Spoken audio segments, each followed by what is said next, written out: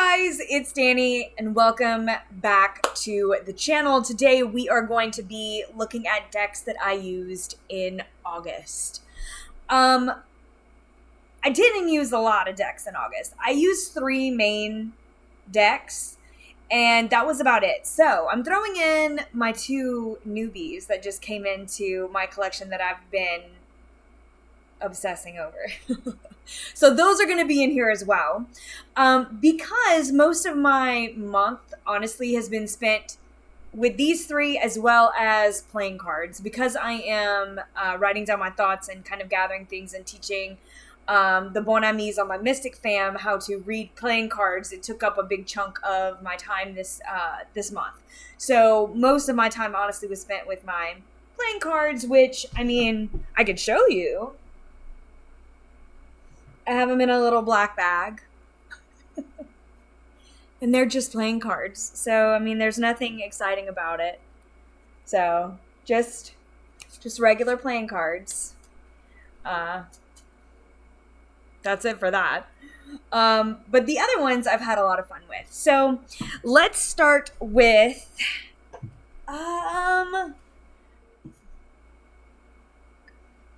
first, a sip of my chai tea. Let's go ahead and start with the Darkwood Tarot. So the Darkwood I have been studying along with, again, the Mystic fam. We've been studying Darkwood Tarot. I am still in the throes of reading the guidebook, but I am loving the way that it's written. I will say this. Without the guidebook, I don't think I would like the deck as much. Just out of pocket, out of bag, out of box, whatever. As much as I love, and look at this. I'm obsessed with this art. Abigail Larson, I say it all the time. I love, love, love the art in this deck. However, I feel like without the story behind it, a lot of the imagery, I don't want to say the imagery was lost on me because it is typical RWS style imagery, but it was still, there were some aspects that were lost on me. As much as I thought they were beautiful, I'm just like, okay, but like reading the passages and understanding what I'm seeing, like with Temperance, right? There's this big tower in the background. There's a kind of menacing vibe. Like, what am I seeing here? What am I seeing? But now I know that the path is what means something in the back, and the tower is in the back for a reason, and there are things that are going on. It's like it filled in the gaps for me. And so I have a much bigger appreciation. Sorry, my lighting is not so good way up close. For this deck than I have before. There are still some things that I'm like, I don't know, I wish could be better. But for the most part, it really made for a great experience, being able to read and learn and, I don't know, make some space for the storytelling. I'm going to be honest. After I work with this, I don't know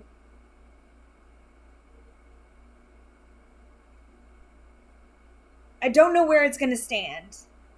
I still have some time with this. And you can tell I've been using it. Look at all the sides. You can see all the wear and tear from this deck. I don't know. Like, I always get in these spaces with decks that I'm like, I really love the art, but they're so specific. Where I'm just like, do I need, like,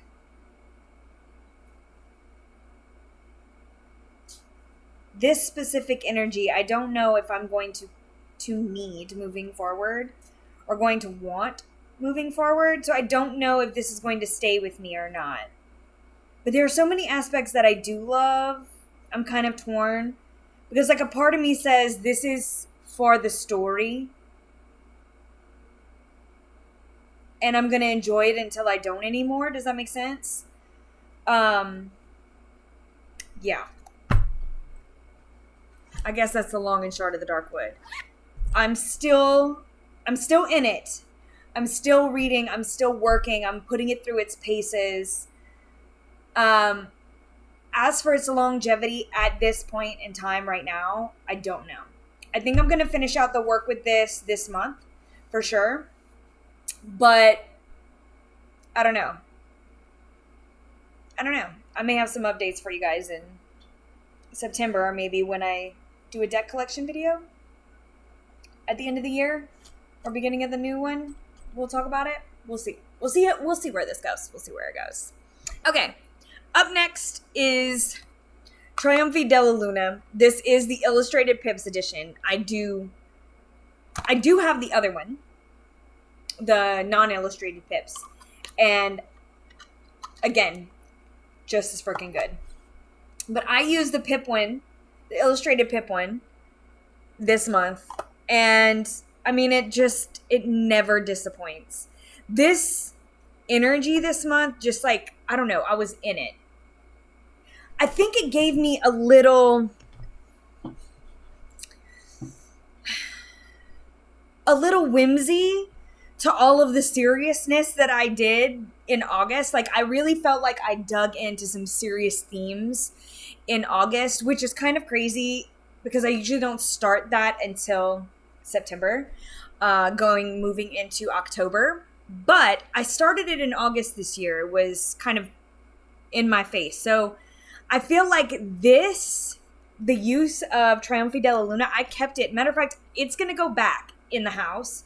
For those of you who follow me on Instagram, you'll see I got a little pumpkin head little man that I've had up the whole of August, honestly. Unashamed. Had it up the whole of August. But it's like a little candy dish, but I just stick this and its companion that I'm going to show you next.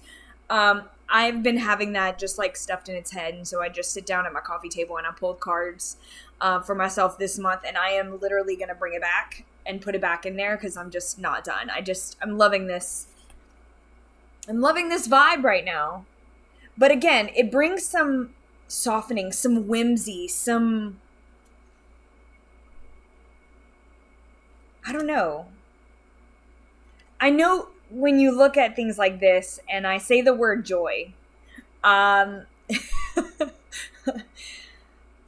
feels strange, but I'm pretty sure you know what I mean. I mean, come on. Come on. That's a little joyous, right? Some little booty, huh? I don't know. I really been digging this feel because it's not as dark as Deviant Moon. I find that while still whimsy has a darker tone and a more, I don't know, I think it's a more refined digital vibe to it, whereas this is a more illustrated vibe in general. And so it's softer to me visually. And I think that's why I've been enjoying this deck so much. Now, thinking about it right now, I may swap it out for the Pip deck. But I might not. I don't know. I haven't decided yet. But like thinking about it, I'm like, ooh, I could grab the Pip deck and mess with the Pip one this month instead of the illustrated. But I kind of don't know if I want to. Gotta work at stuff, yo. Gotta build some skills. So maybe I will. I mean, I just love it. I love it in general. Okay. Y'all, have y'all seen my little cup with my kitten? My friend Tara gave me this for my birthday one year. And I love it. I use it all the time. I have it's dyed with lipstick. No matter how much I wash it, I think I just put a good stain on there. Anyway. The Xamar Twins Oracle. You guys. This is fun as hell. I didn't know what to expect using it with my tarot or even using it alone. I was like, how am I going to use it? It fit, so I grabbed it. When I first got it, I mean, I knew I wanted it because it was just hella fun. But I was like, how am I going to put this into practice? How am I going to utilize it? What am I going to do it with? Am I going to use this by itself? Am I going to use it with the tarot? Am I going to do yada, yada, yada? I don't know. I got questions, as usual. So what I did was I paired it with Triumphi. And I loved the stories it told. I love the way that they worked and played off of each other when it came to a reading. No matter where I put the card or how I used it, I'm going to be honest, I felt like it really added to the reading and it really made sense. Now, I did use the guidebook. I didn't send off for it, and I probably won't for the guidebook, like the physical little white book that Patrick is going to be sending out and has available now for, I think, their second run or whatever. I don't think I'm going to get that. I have the PDF version pulled up on my phone. So even if I'm sitting, at my coffee table reading through this, I don't need to go and grab, my computer or anything. I just pop it open on my phone and I read it. But I also, if I need or if I want to know what's going on Triumphi, especially if I'm doing readings for myself or I'm looking into some more deeper meanings when looking into the readings and stuff that I'm doing, I will just pull it up and read it. So it's not that big of a deal. I don't think I'm going to get that because I think that once you read some of the entries and most of the entries, I feel like they're pretty memorable as to what you're seeing. So the butcher, now that I've read it, I understand when he comes up, it can mean a few different things. Someone who is unfeeling, or it could be someone who's trying to share and create equality, offering services. They have more than enough, conducting business. It could be just about anything that kind of ties me with this butcher from what I read before. So I don't necessarily need to pull this back up again because I have the general concept of what the butcher can represent and what Patrick wants the butcher to represent. So I feel like some of them are really easy. You can see matrimony, or it's you can put that together without even reading it. But the ones that you can't are the ones that, I say can't. You can do whatever you want. But the ones that are really beneficial when you're just I don't know what I would use this for. It's just really beneficial to read the little guidebook. So yeah, I'm glad that I have access to it, but I don't necessarily need it to read it if I don't want. That old devil. Oh, scratch right there. So those are the main ones that I use in August. However, I did get this in. Well, I say get this in. I did find this. I found it at TJ Maxx. Paid $14 for it. I was excited. I got the Sugar Skull Tarot deck by David A. Ross. You guys, I had never heard of this. I don't know. I still didn't look that up. Let me look it up. Okay, yeah. So it came out in 2021. I must have completely missed it because I don't think I've ever seen it. Maybe my head's just been buried in the sand, but I feel like I've never seen anyone talk about it. Or if If so, my mind is completely shut it out. I don't know. But I found this at TJ Maxx and I snatched it because it intrigued me. And I'm so glad that I did. Okay, as you can see, I've already edged or de-edged. Took off my borders. I already took the borders off of this. This little tarot has been so fun so far. It's got Old West vibes.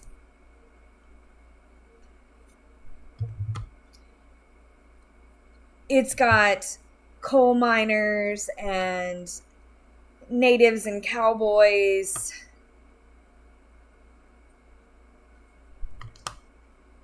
It's got prairies and deserts.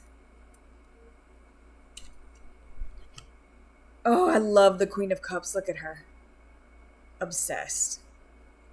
Gosh, I love her so much. Woo. And you can see all of our suits are kind of toned. So when you have them laid out, you can like immediately see kind of the color tones and vibes and where your energy is, which I am a fan of. I really am a fan of. And again, I feel like because I've been studying and doing my playing cards so diligently this month, I'm starting to understand why I like certain things in the tarot is because I'm used to seeing those kind of things in playing cards as well, which is like when I lay out cards, I'm going to see either blacks or reds. And so having that in my tarot where like I can look and I can see, you know, blues or oranges and reds and pinks. And, you know, I really like getting the scope of where the reading is going. So it's a big plus for me. And I think that's why I immediately fell in love with this deck. I mean, honestly, it's not totally my art style, but everything has, like, it's a muted palette as far as the separate suits go. They're all kind of chunked together, so I do like that. I don't know. This is just a really fun deck. So if you haven't seen it, I definitely recommend checking it out because it's super fun, and I've been playing with it for a couple weeks now, maybe 2 weeks now. Yeah. And the little guidebook, so good. It does explain what's going on in the art, so you know that's a big plus. You know, we can get the concept of what we're seeing with a little story as well as our meanings. Up and reverse, I believe, both. Okay. Now that's so good. Oh my god. Okay. Last but certainly not least, it's Thistledown. Oh my god. I got this in and I'm so excited and I just kind of want to show everybody because it is beautiful. Okay. Thistledown is everything I wanted it to be. We have a light and dark or yes and no card that goes with it. Look at this. I hate spiders. I don't like spiders. I don't want to see them. But even this one is cute. He's cute. Look at those eyelashes. With a little froggy. Yo, this makes my soul just so happy. It makes me smile. The colors are so rich. This is one of my favorite cards because of that. I love the tones in this card. I just want to live in there. And it's slow moving. Like I feel like the images want you to sit there and stare at them. Right? Really take in the scenery. Maybe very good for path working. I got it a couple days ago and I've been using it. I used it by itself thus far, but I'm about to, of course, take out Oak, Ash, and Thorn as well as Smoke, Ash, and Ember and set these beside one another. I think I'm also going to grab the Forest of Enchantment Tarot. Is that what it's called? Or Enchanted Forest? No. Y'all know what I'm talking about, right? Hold on. Enchanted Forest, this one. I always say it wrong. But look. Like right off the bat. Tell me this won't look beautiful together. Look at that. Look at that.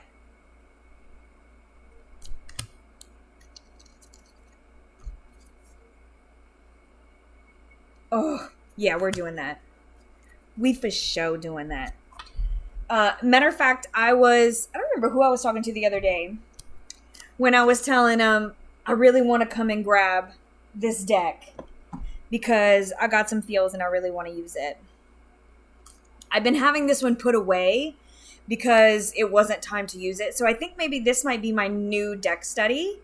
And I have that's the stone that I have with it. It's just a moss agate. You can see the color is so pretty. I love this thing. Ugh. Anyway, that lives in here with this Enchanted Forest Tarot. But now I know for sure that this bad boy is coming out. It's time for some Enchanted Forest vibes, especially with Thistledown. So yeah, I'm sure you can expect to see, at least that is my assumption thus far, that we will be talking about this deck probably next month as well. Oh, I love this dream card.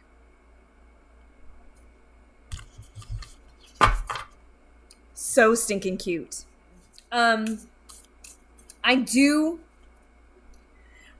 want to mention that I am impressed thus far of the readings that I've gotten by this oracle by itself.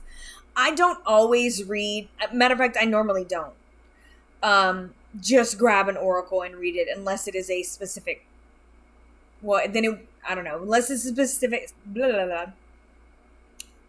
My words didn't want to come out right. Unless it is a specific type of oracle, like the Memento Mori, I use that as something completely different. Whereas regular oracle cards, I usually use to enhance a reading. I usually don't use them by themselves. Not often, at least. But I started using this one by itself. I pulled a couple of cards and made a couple of spreads, utilizing it. And I was really impressed at how it stood on its own. I also found it really intriguing because I felt like the way that the keywords are, it almost felt like it really went into almost like a story mode. Like one thing led to another versus like separate. I don't know if I'm describing this right. Like a lot of times you'll throw down some cards, especially oracles, and they're like separate ideas and concepts, or they don't always flow, but this almost flowed like a sentence. Like you had a beginning, a middle, and an end in a very distinct way, or like it told a story. And I don't know, it's very unique as to the way that I'm reading it thus far. So I'm interested to see how it's going to pair with these tarots and how it's going to enhance that, or if I'm going to use it by itself. I'm really ready to play with it. I am super ready.